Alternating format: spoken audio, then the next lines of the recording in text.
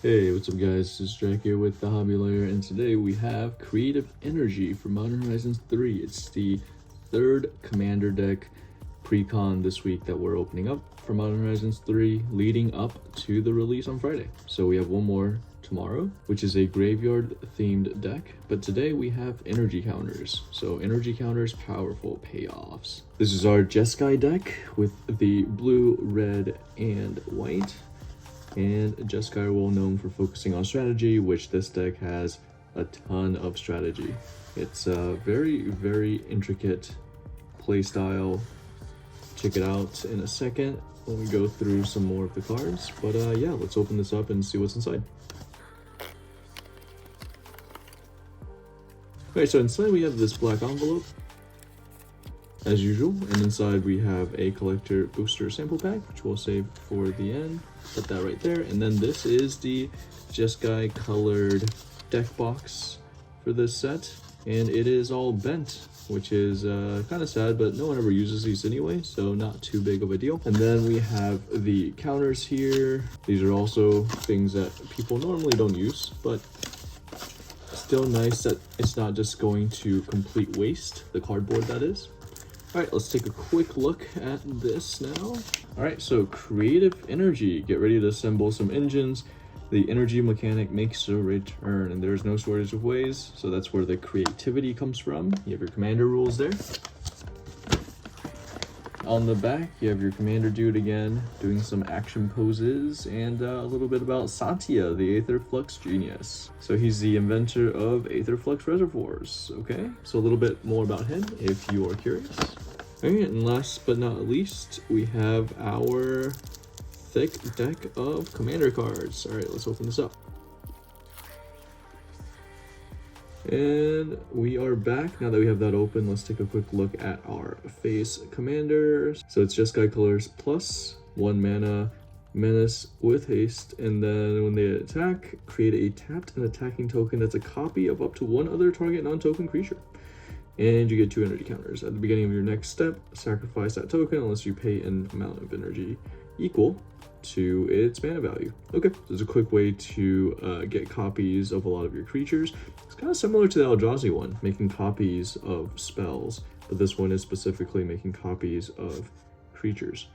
So the backup commander here, we also have Jeskai colors plus 1 for the mana cost, and it's a legendary Dwarf Artificer, Fabricate 1. Okay, so you get to create these little servo artifact creature tokens, and then other non-token creatures have Fabricate as well. And then you get to populate and proliferate. So this one kind of has some synergies with energy, but most people would probably play this as a populate or proliferate deck more so than for the energy synergies, which is proliferate. So if you can create energy counters from proliferation. I mean, it's interesting. I would prefer the Satya over this. And then there's also from the Fallout Commander decks, other Jeskai energy precons as well. Let's take a look at some of these cards here. Yeah, if I were playing this deck, I would totally buy the other energy deck from the recent Fallout Commander sets, and yeah, combine the two, make a Ultron of a Jeskai energy deck. From there, try to take over the world, because that's what you do with energy, right? Yeah, energy is a little complicated. It's we played against this on Tuesday at Commander Night with some buddies. When he played it, everyone kind of just forgot about energy. It's one of those things where you have this additional resource that no one else has, for the most part, unless you're also playing energy. And so it's hard to keep track of it for the most part. So you suddenly forget about it, and then energy creatures, like this one, for example, they always have these really long descriptions of what they can do with energy that you have to kind of keep track of. And yeah, it's very complicated, and it's a lot to keep track of. So for the most part, because we're all lazy humans, we didn't keep track of what everything did. And literally everything has a long description of what it can do with energy counters and how many energy counters it takes. But our buddy, he was keeping track of it, and he got off a massive turn with all of his built up energy. That I guess we all kind of saw coming, but it was one of those kind of like exploding bombs that no one wanted to deal with until a little bit later. Ooh, and here's another mythic. This is a fun one. You can make all tokens, whether or not they're creature tokens, become a copy of a creature token that you control. And you can get off a massive attack. It's a pretty strong card.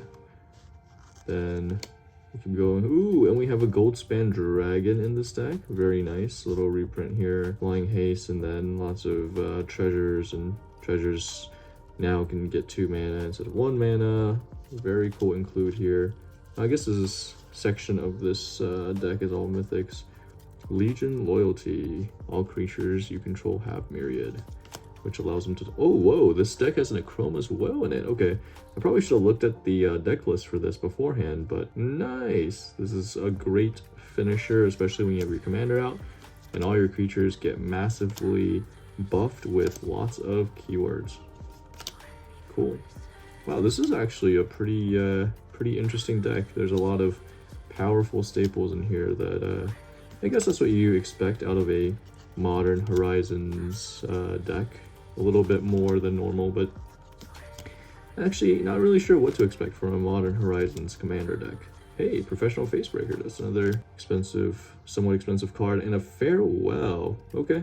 So there's a lot of power in this deck. There was also an Austere Command, so a ton of board wipeage. Yeah, lots of fun stuff in this deck. The hub for energies. Pretty interesting. I'm personally not a huge fan of energy just because it's very, very hard to keep track of, and there's just too much things I can do.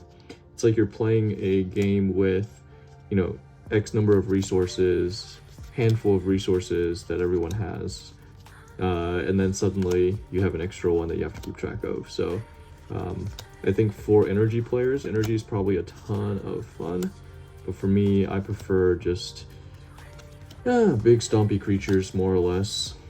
Sometimes spell casting, a little bit of artifact fun, but energy is just one level too much for me. All right, and now we're just chit-chatting away and getting into our mountains here. So the energy reserve is fun. You just put this card down, and then you can put counters on this to indicate how much energy you have.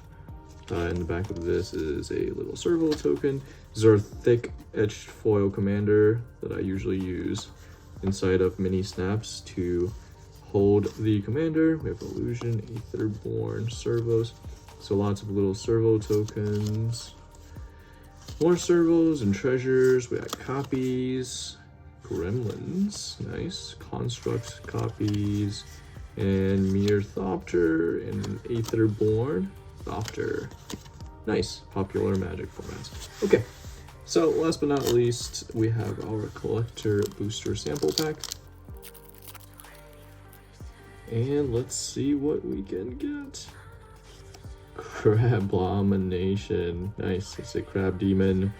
Extended art, full art, emerge from artifacts, exiles the top card. And then crazy there, and a retro frame evolution witness. You always get a retro frame common or uncommon. And yep, slowly building up the collection of these. Yeah, so what do you guys think about this? You'll always have one more resource than all of your opponents, and you can make some really creative and big bomby plays after you accumulate a ton of energy. Yeah, let me know what you guys think about this deck. Is this one that you're gonna grab? Is it not? Is this one of your favorite precons that have recently released? Yeah, so thank you guys for tuning in, like, subscribe, and all that good stuff, and I will see you guys in the next one. Peace.